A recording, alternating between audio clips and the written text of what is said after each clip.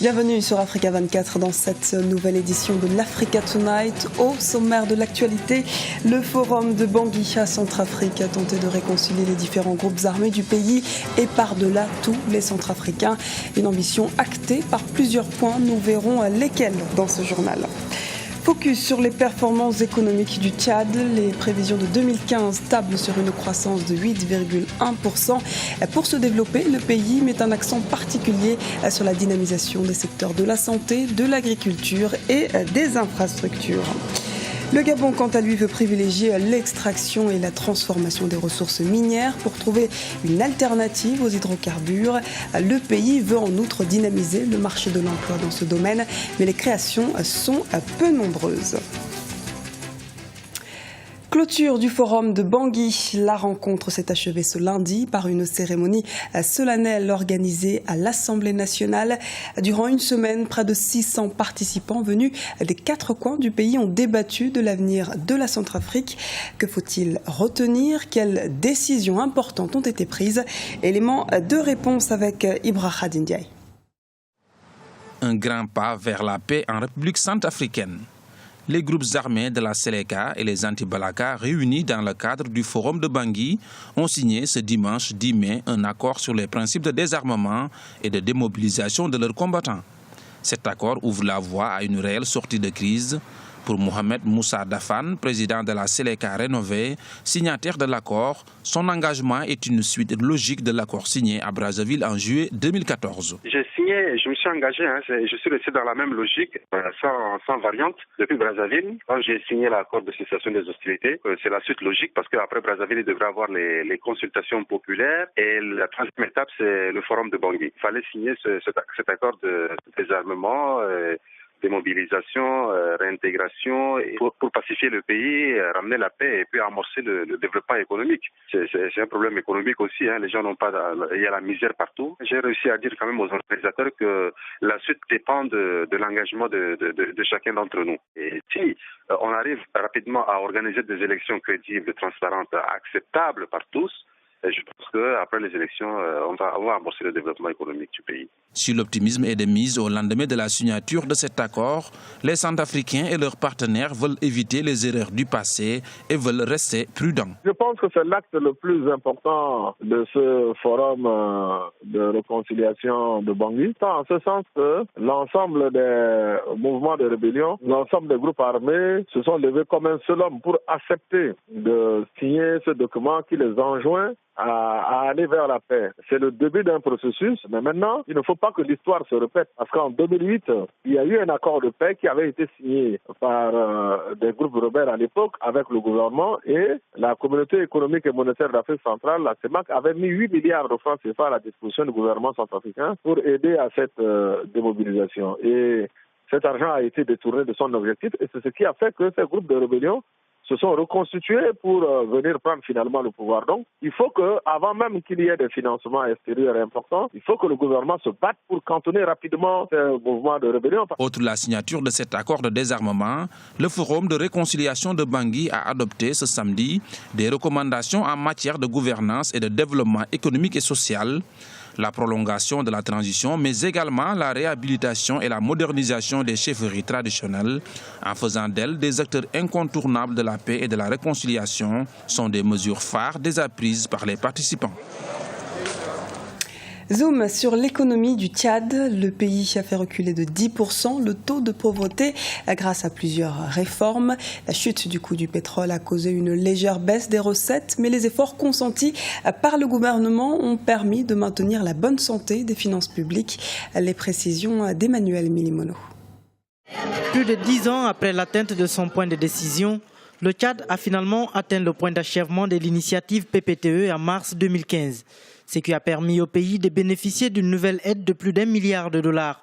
Pays producteur de pétrole, le gouvernement tchadien a saisi cette opportunité pour faire reculer le taux de pauvreté. Nous avons fait reculer la pauvreté de pratiquement 10 points. Nous étions à 55, nous sommes aujourd'hui à 45 5%.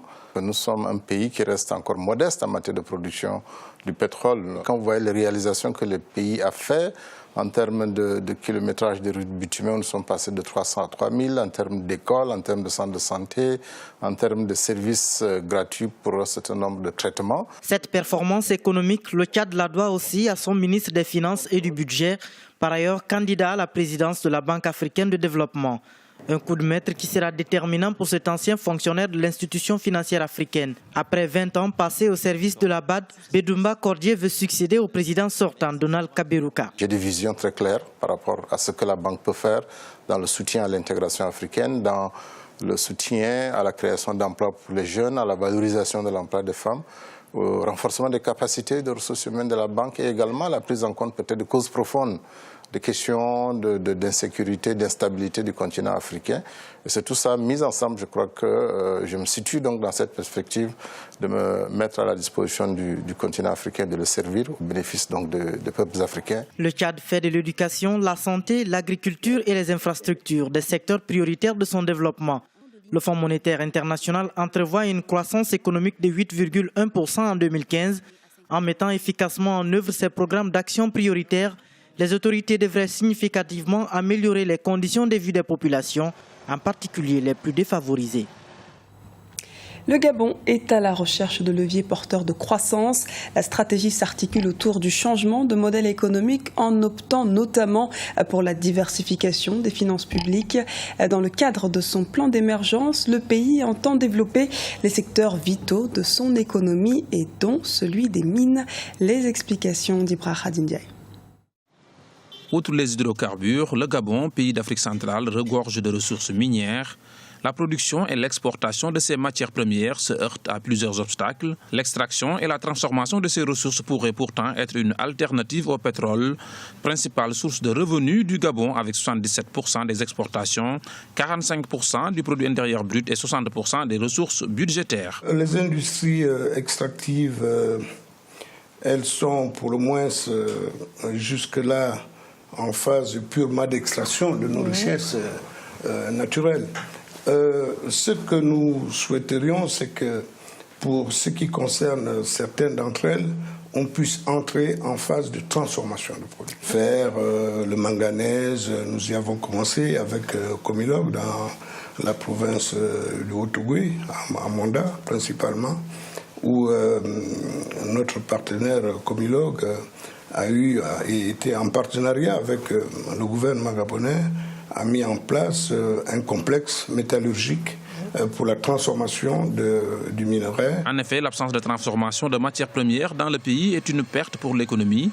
Des milliers d'emplois pourraient ainsi être créés, des perspectives qui sont pour le moment limitées. Lorsque vous avez un complexe métallurgique qui est à l'instar de celui que qui a été mis en place à Monda, on a facilement autour de 400 emplois directs et 400 emplois indirects. Parce que naturellement, autour de ce complexe, il y a d'autres activités qui sont générées. Donc nous arrivons à les quantifier. C'est encore une petite faiblesse que nous avons. Le Gabon, à l'instar de nombreux pays producteurs de pétrole, est confronté à la chute du prix du baril de pétrole. La diversification des ressources de revenus de l'économie gabonaise devient plus que nécessaire. Il y va du succès de l'ambitieux plan d'émergence du Gabon à l'horizon 2025. Focus sur la Biennale de Venise 2015, placée sous l'égide de Paolo Baratta et du critique d'art américano-nigérian Okwi Enwezor. L'événement se tiendra du 9 mai au 22 novembre en Italie, loin du continent africain donc, mais l'Afrique a pris place au cœur de cet événement culturel, comme nous l'explique notre envoyé spécial en Italie, Paul de Singui. Ils sont venus du monde entier avec chacun un esprit créatif différent. De la sculpture au tableau, en passant par les masques africains, ici, tous les objets sont représentés. Nous sommes à la Biennale d'art contemporain de Venise, la 56e édition. Un rendez-vous devenu incontournable pour les amateurs et les professionnels de l'art contemporain. Une plateforme idéale pour ces génies de la créativité artistique aux œuvres diverses et variées, mais parfois difficiles à comprendre dès le premier regard. C'est le cas au pavillon français où cet arbre géant bouge comme un être humain. Donc ici, oui, j'ai l'habitude de concerner un composant, par exemple, d'un matériau, de l'extraire et de faire qu'il redonne forme à celui-ci.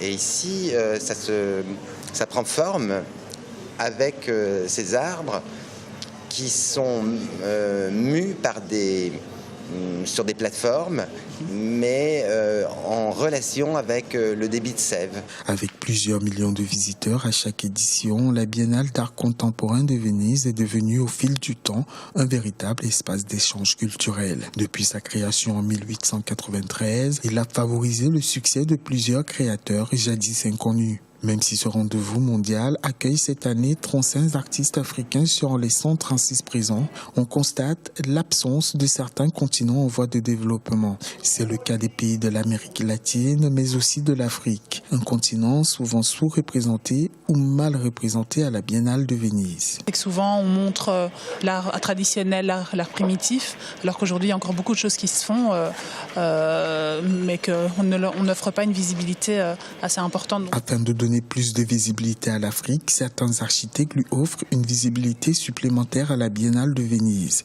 C'est le cas de Architecture Studio. Ce cabinet d'architecture a choisi de mettre en avant cette année à la Biennale de Venise son exposition Villes africaines. Parce qu'on est là pour essayer d'aider ou de faire sortir un certain nombre d'idées et d'aider les jeunes architectes ou les jeunes artistes. Donc l'année dernière, on a fait un concours pour les jeunes architectes africains qui a été d'ailleurs particulièrement intéressant. Et cette année, nous avons poursuivi ce travail dans le cadre de la Biennale d'art contemporain avec les villes africaines en devenir, qui sont en pleine mutation.